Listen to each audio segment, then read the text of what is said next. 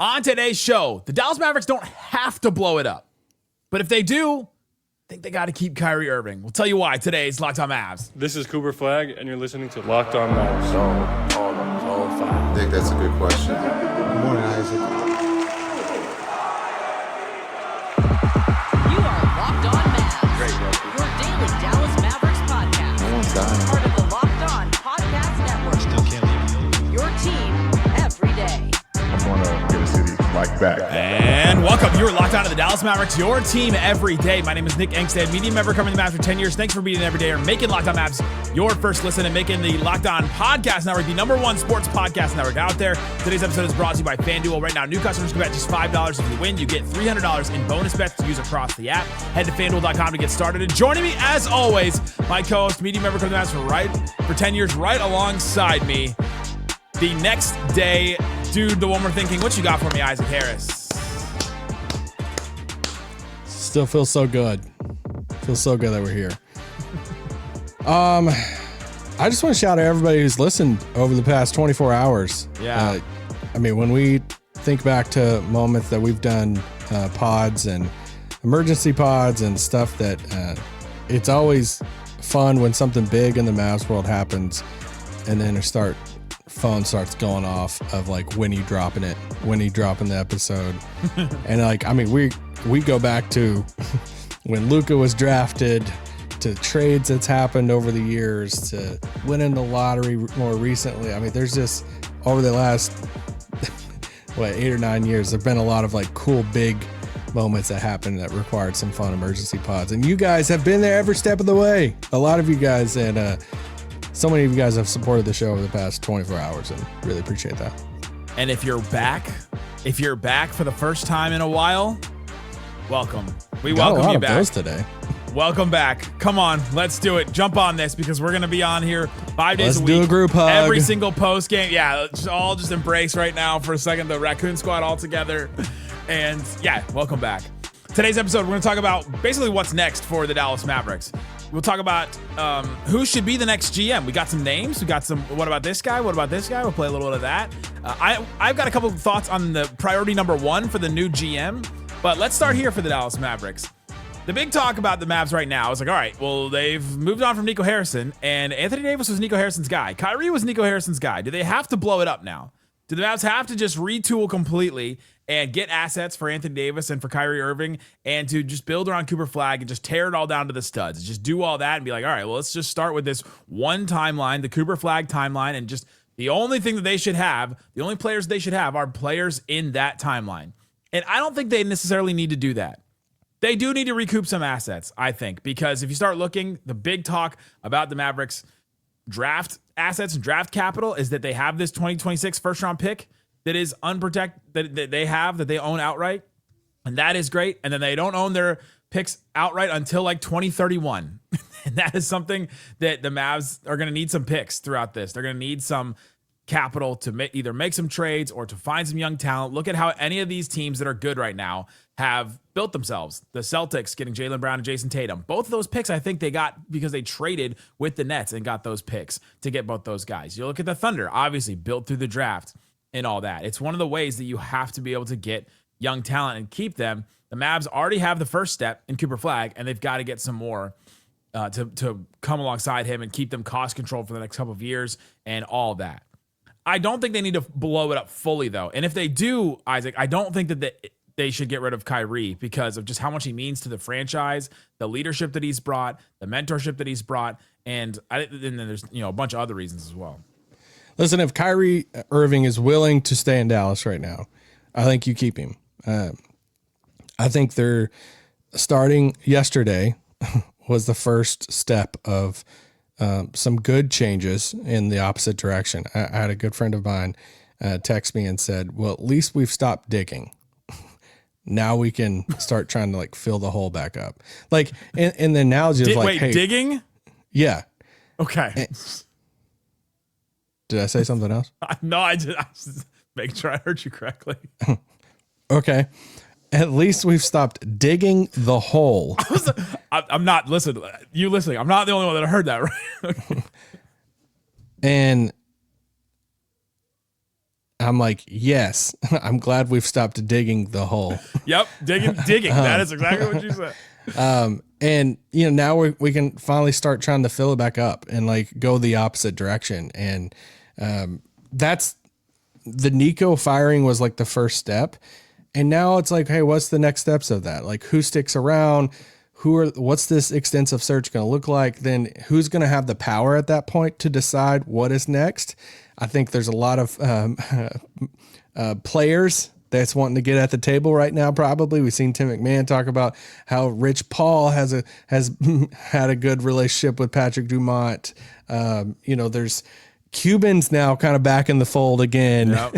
And you obviously have Jason Kidd and there's Matt Riccardi and Michael Finley. And do they go after, so it's like, how involved does Patrick Dumont want to be right now? So somebody has to decide what direction is Dumont going to be willing to say, all right, we can slow roll it now. Or is he going to be like, no, I want a new arena and we got to be really good and like all this stuff. I don't know. But do they have to like fully blow it up? I don't think you have to fully blow it up because I think and going back to the Kyrie thing, there's going to be, I think, a lot of changes to come roster wise, front office and all of that, starting with Nico. I think Kyrie's one of them that has to stay that like you need a constant in that. And fans love Kyrie Irving. And right now you're trying to win back the fan base. And this is one of my biggest things right now is not all fans understand. Kids don't understand getting a draft pick for Kyrie Irving right now. Kids understand losing Luka Doncic and Luka's not on our team. My son was just talking about it the other day because my daughter's 5 and Cooper Flagg was on the screen. She goes, "Oh, Luka." And he goes, "No, Luka's not on our team anymore." And I was like, God bless. There's a 13-year difference between Cooper Flagg and your daughter. I know. That's crazy. But it's like that's one of the things like kids don't understand that stuff. Like kids, he's wanting to capture the heart of the majority of the fan base right now. And I think like Kyrie has a piece of a lot of fans' hearts right now. And he's the leader of the team and all the stuff. Like you can't touch Kyrie Irving right now. You got to let him come back. You got to, bring him in next year. Like all the stuff, keep Kyrie Irving paired with Jason Kidd, unless Kyrie goes to him and says, "Hey, I really want to go to a title." And a team I'm scared about with that is Houston. Right down the street. Yeah. He was interested in them before. They have the Van Vliet contract. They obviously need a point guard. Does Ime and them, make the calls and stuff? But I hope not. I hope he can stay here. That's definitely up to them. And if Kyrie does want to do that, I think they should do right by him. But I think you're right in that, like, Kyrie is the most beloved player on the roster right now. Even like Cooper Flagg withstanding. If you've heard him get called in at Fan Jam, he got the loudest ovation when he walked in. Yeah. At the opening night when they announced every single player on the roster, he got the biggest ovation. Like he is the most beloved player that the Mavs have right now. And the biggest eruption in that arena is going to happen when Kyrie plays his first game this year. Yes, they'll lose their minds about that. And so I think he's pivotal. But if you're looking for a pillar, like if you're looking for some stability and somebody that has been around the longest, all these changes, and I still got my dog Dwight Powell. I still got. How about the only player that's been here since before the Nico regime? Not enough. Dwight for you? Powell, man. Not enough. He's like a cockroach. He survives in a good all way. of it. In a good way. No, in a good way. Yes. Yeah. But Anthony Davis, I don't think the Mavs need to blow it up. But if they do, it's the Anthony Davis route, which you were about to say. Yeah, that's the different conversation. And I think if everyone's being honest here, I think probably entertaining his trade market right now is the smartest thing. And it's just the style of what's going on, how Cooper has looked. Like PJ's been playing really well. But I don't think you can decide that until you determine who you're going to empower with the next regime. Like, and if they want to, and Dumont is willing to take a slower, not tear it down to the studs, but a slower approach, I think you got to entertain the AD market before February. And is that where the Rich Paul conversation comes into play? Is that why it's mentioned about the Rich Paul and Patrick Dumont connection? Is that yeah, you could take that a bunch of different ways of like decisions of who's going to come in and have power. Is it Rich Paul playing into like, hey, like work with me to find the next home for AD. There's a bunch of different routes you could take that, but I think it's the smartest move right now for the Mavs to entertain Anthony Davis offers. The real first question the Mavs need to answer before even should we blow it up, which is the question everybody's asking of the Mavericks, is the first question the Mavs need to ask is who is leading this team and who is leading this next version era of the Dallas Mavericks. We've got some names. We'll share them with you and our thoughts coming up. Today's episode of Locked On Mavs is brought to you by FanDuel. NBA is back. There's no better place to get in on the action than FanDuel. All kinds of things happening all the time. Mavs against the Suns coming up on Wednesday. Yes, the Mavs play a home game. Interested to see the vibes in that one. Mavs are a 1-point favorite. Lively is questionable. Anthony Davis is questionable. Gafford is available. And so the Mavs could have their full front court for just how many games have the Mavs had their full front court, Isaac? -2. 2 games, just the 2 play-in games. And this would be the 3rd time all year if those guys all play, which we'll see. But that one is an interesting one, so go check it out. If you're very confident the Mavericks will win this game, the vibes are all up and everything like that, you're a new customer, put down $5 on that game. If they win, you get $300 in bonus bets. And that's if your first $5 bet wins. So head to FanDuel.com to sign up and play your game with FanDuel, official sports betting partner of the NBA. Please gamble responsibly. Also brought to you by Built. Nobody likes paying rent. Like paying rent, it's like, oh, just every single month. What are you building? Like, what are you adding to? But if you might as well get something for it. That's where Built comes in. Built is changing the game by turning your real payment into real rewards you can actually use. When you pay your rent through Built, you earn flexible points that can be redeemed towards hundreds of hotels and airlines, future rent payment, your next Lyft ride, and more. But it's not just about rent. It's about rewarding you around your entire neighborhood. You can do all kinds of different things with it, from your favorite local restaurant, heading to the gym. You're still earning reward through all this stuff. So go to joinbuilt.com/LockedOnNBA. It's BILT, so JOINBILT.com/LockedOnNBA. Make sure that you use that link so they know that we sent you. Joinbuilt.com/LockedOnNBA. Shut it down! Let's go home! Thanks for hanging out with us on Locked On Mavs, being part of the show, part of the Raccoon Squad. That's what we call our listeners, listening every day. Appreciate you for checking out the show and listening. Again, thanks to everybody that has followed, subscribed, all that. We're trying to get to 50,000 subscribers on YouTube, so if you haven't yet, hit it, ring the bell, like it, do all that kind of stuff, comment, and join this squad that is going to follow this team into this next era, because the Mavs are moving forward into the next era. This podcast started during the Donnie Nelson era, and now it's through the Nico Harrison era, and now we're going to the next era of Dallas Mavericks basketball in the front office, the next regime. And I saw Quincy AC rebounding the other night before the game, because he's on the staff, and I was like, you were my first interview at a media day for the Mavs. That's right. That's right. Anyway. Oh, man. I saw a post of mine from 10 years ago on Facebook that said, Justin Anderson with a massive block in the lane. I was like, let's go. There we go. That's Simba. Going back all the way to there. Everybody's asking of the Mavericks, is it time to blow it up? Do they have to blow it up? Do they trade Anthony Davis and Kyrie? Do they tear it down to the studs? But the actual first question the Mavs need to ask themselves is, all right, who's leading us into that next era? And who's this next era of the front office? You got some names for me. I do. I mean, obviously Matt Riccardi and Michael Finley is the interim guys right now that they've said in the statement, the official press release and everything. Riccardi is a great guy from the area, from Plano, had spent a lot of time in Brooklyn with Bobby Marks, with Rod Thorne. I think it was 13 years in Brooklyn. He's been in the league for 17 years. Assistant GM. Nico obviously brought him in to be assistant GM underneath him. And so anyway, super happy for him. And Michael Finley is Finn. He's been around for a while in the front office for Dallas.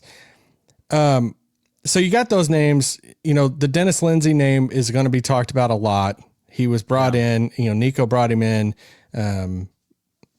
Yes, last year was helping Nico and stuff a lot. He has a lot of experience in the league, worked with Utah and stuff before, but other previous teams before that. It would be a great hire, I think, if you brought in Dennis Lindsey. The name I'm going to throw out a name that's not getting talked about. We're a question about Dennis Lindsey. What do you think about the shadow GM thing that people have talked about with Dennis Lindsey, where they're like, the only good trades that Nico Harrison made, were Dennis Lindsey. As soon as Dennis Lindsey leaves, I think I saw Haralabob posting about this. earlier today. It's like, oh, the only good trades that he made were when Dennis Lindsey was there. Then he leaves and it all kind of blows up. Do you believe any of that? I think depending on who you talk to, it depends on how much involvement Dennis Lindsey had. And I don't know. I don't have a firm opinion on it because I've heard like across the board on that. Yeah. It's like he probably was a good influence in some ways. And I think just having somebody in the room that has done it before and knows what the crap they're doing. I think that was one of the things. And that was part of our issue with Nico is we kept seeing all these names just start leaving. Like everybody with experience or anybody with a say in the front office in any way, they just kept like all of a sudden they were all gone. And you're like, okay, well now it's just Nico. And that's how you have a Luka trade happen. Yeah. So now like, is there a world that Jason Kidd tries to position himself with like dual power?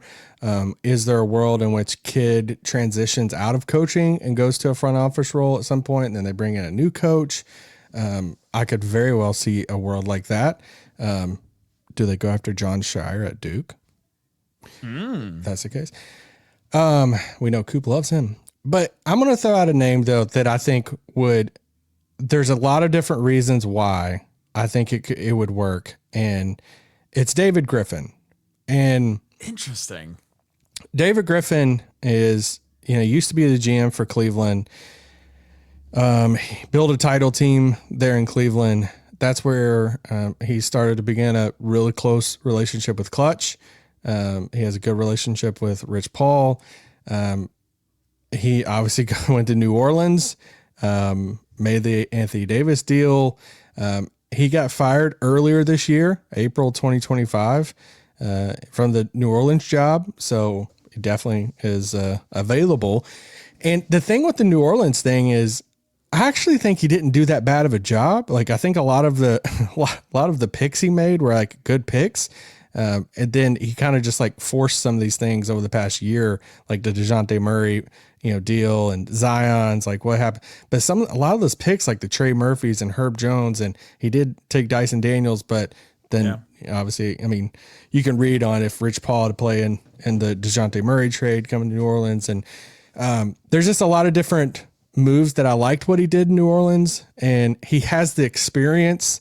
That's just that's a guy that I haven't heard mentioned that it wouldn't shock me if over the coming like weeks, it's like, ooh, they're bringing in David Griffin for a conversation. So in the one more thing, the bonus episode I did yesterday, I reminded everybody, we don't really know how Patrick Dumont operates in this. We had 24 years of experience with Mark Cuban, knowing how he operates and knowing what kind of swings he likes to take.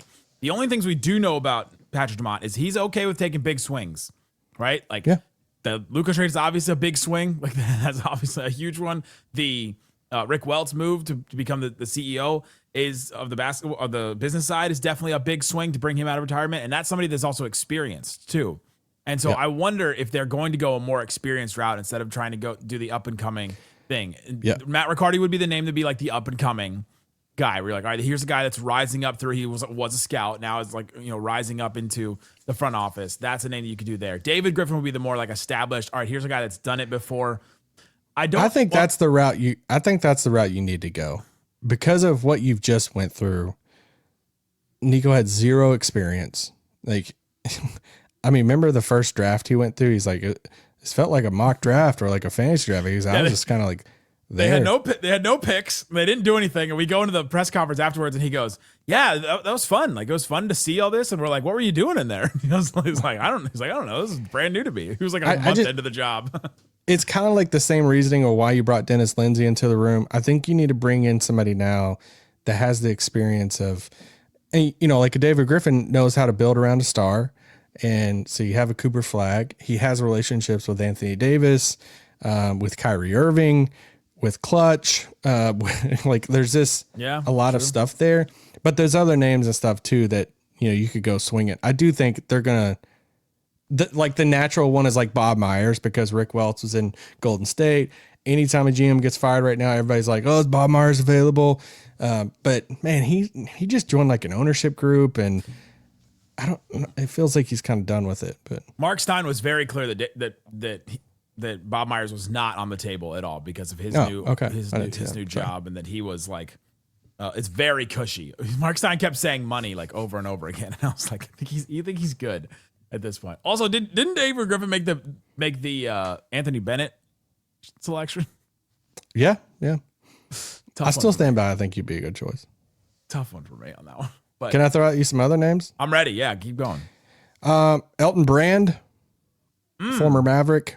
I can see him getting another shot at it. He was the GM in Philadelphia. Then he gets kind of demoted when they brought Morey in. I think he interviewed maybe for the Charlotte job when Kupchak got fired a year or so ago. I could see Elton Brand getting an interview. If you want to go kind of the newer route, which I don't think they do, but the Mike Zarin guy in Boston is like a big analytical guy. Shocker here. Nico wasn't a big analytics guy. So He wasn't. But Zarin's I been mean, with the Celtics for a long time.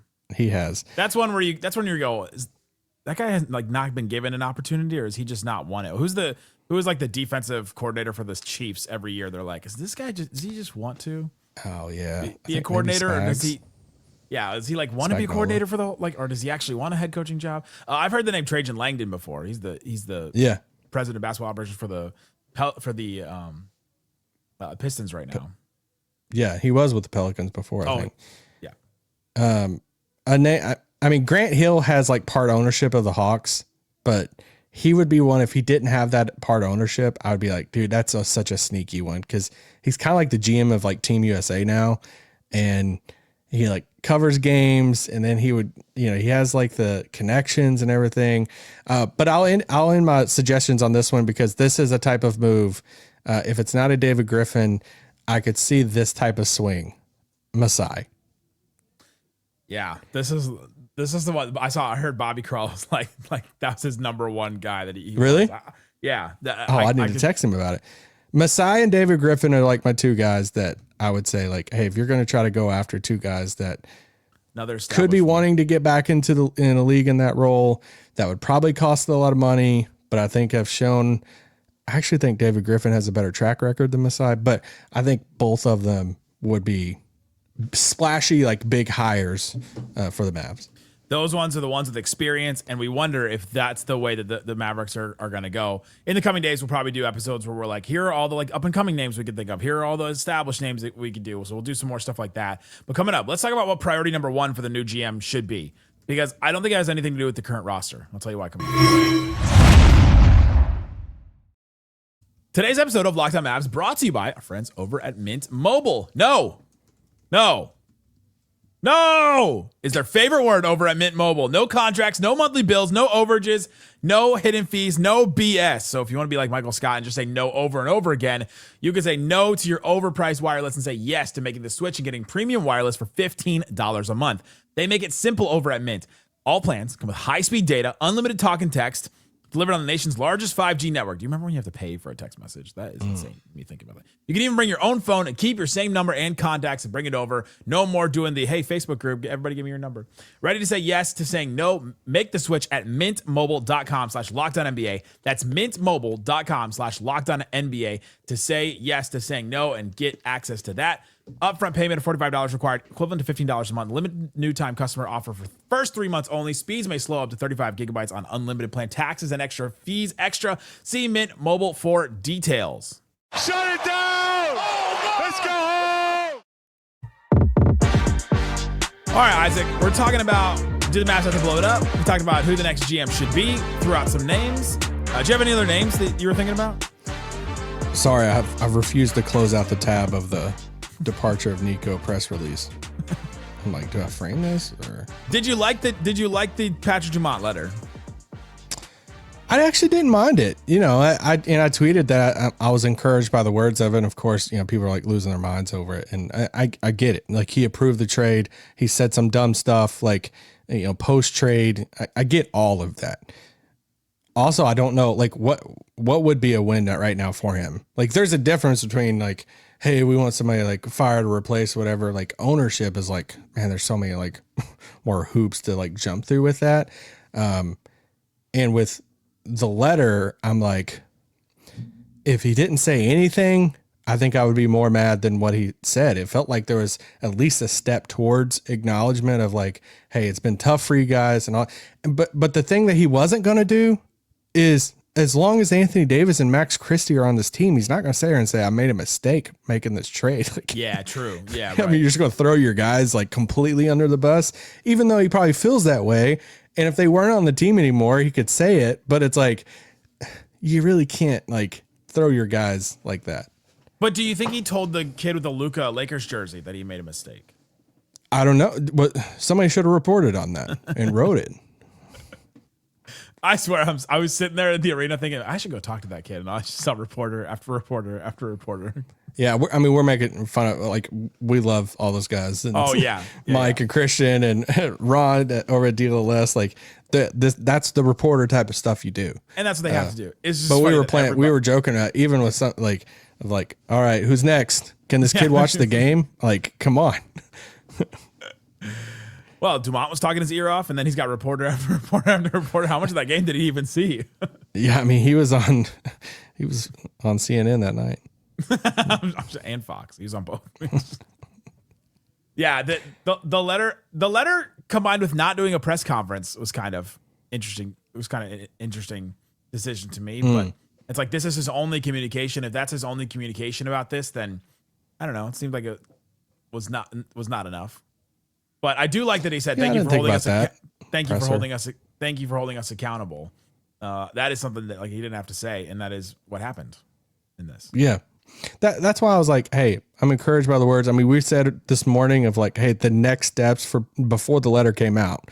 We were like, "Hey, he needs to get in front of a mic." He, worked with someone to write this letter, of course.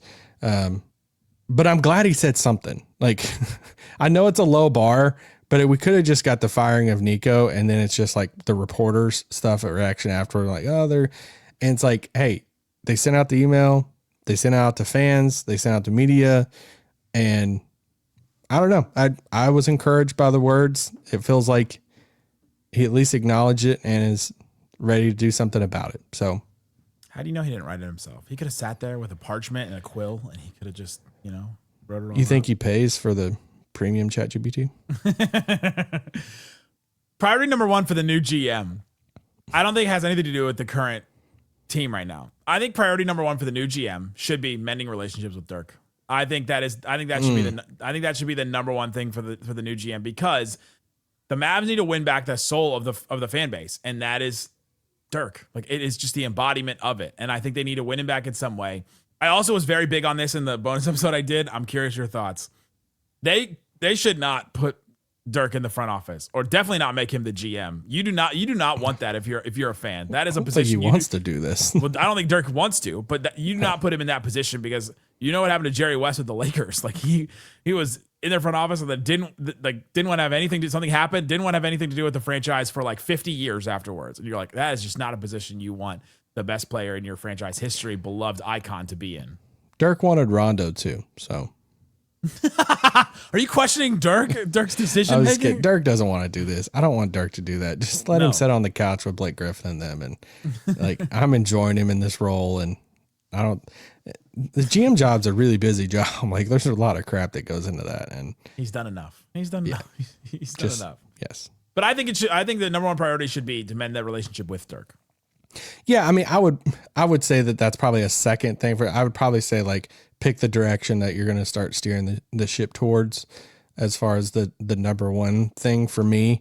It's a slow turn, right? It's like a big ship in the ocean. Like, it's going to be a slow turn to alter the course of like what direction you want the ship to go. But I think that's from me, the biggest thing of like, pick a direction. I'm assuming it's not going to be the Nico timeline of a certain distinct amount of years and all of that. And because then when you pick that, then that just determines everything on the table. Like, right now, I expect whoever comes in next, like, I expect Klay to be gone. I expect, honestly, and you might be surprised by this, I don't think D'Angelo Russell's on this team by the deadline. I think he's gone, and whether it's a trade or waived. And then it's the AD equation. How serious does that get before February? And how much power does Dumont give to Rich Paul right now?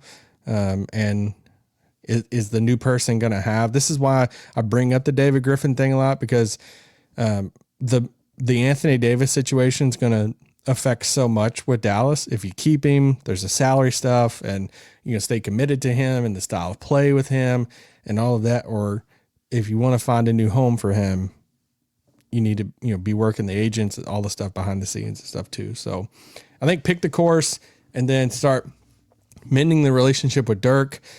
Honestly, I mean, this is something so random and you might laugh at me, but I think you need to find something as like a feel good thing with the fans right now. Like something I would do is, if I was Dumont and I'm a billionaire, I would eat some money right now for something with fans. Like I would right now, I would say, hey, as just a small token of gratitude or faith, whatever, towards the fans, I want to offer, if you have any jersey before this year, you can bring any one jersey in per person and swap it out for a new one. The Jazz did this year with their new ones, and it was super successful. There was a ton of people in line waiting for it, and that was just because they had new jerseys that came out, like the new colors and stuff. So like a trade like something this. like that, or like, I mean, if he really wants to eat money, it's like, hey, we're gonna give one free jersey per person for like this day of the week, this random Saturday coming up, and we know that like at these locations or whatever it is, like something to where it's like, I want to show that we are going to be committed. Like we want to start getting this ball rolling in the opposite direction of getting all of our people back. So you want a gesture? I want some type of gesture. Yeah. And some people might think that's super lame, and I get it. Like, well, no, we want you to sell the team. Like, I just want something.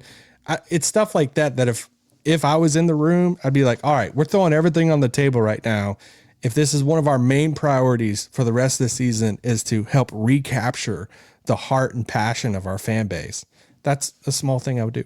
What if they could do like the Suns did a couple years ago, where they're like, all right, we're cutting all of our concessions like in half, and we're just like all of a sudden, yeah, that would be cool. That's a gesture. Yeah, like just hey, just to reach out to fans, we're making this whole thing, and all the concessions are going to be half what they were when they started it. Now, I don't know if the Mavs have that power because of the AAC, and they don't own the AAC. I don't know if we want to start getting into that. Maybe they dropped the lawsuit. But yeah, I'm so with confused you. I don't know who's suing who. So I think they're suing each other. I think we're suing them. I think I just saw a clip where someone called each one of the other terrorist or something. I'm like, what? How far are we going right now? Like what? Yeah, that was the Mavs side of things. They call them terrorist activities. To the stars. So hey, anything to win, right? That's yeah, I don't know. I haven't dove into all that yet, but I'm with you though. Mend relationships, right? It starts here. Yeah. That was my whole point of the bonus. It's like, this is the beginning. Like firing Nico Harrison did not solve it. It actually started this whole process over again, where you got to mend the relationship with Dirk, mend the relationship with the fans, pick a direction. All these things have to happen all at the same time, and I'm with you on it. And appoint Kelly Flagg to something advisor. She's there. She's always watching. She's probably watching right now. Kelly, if you're watching, your son is an amazing basketball player. It's like you heard your son at the beginning of this. Cooper, I haven't watched Ace as much. I don't know if you. Hey, he's pretty good too. Yeah, that's what I'm saying. I haven't watched it. Guys, thanks for hanging out with us on Locked On Mavs. Go check out our bonus episodes. Isaac has one a little bit later today, so check that one out wherever you're listening and watching this feed. And check the QR code links in the description for different ways to follow the show, including the text line. Thanks so much for listening to Locked On Mavs. Peace out.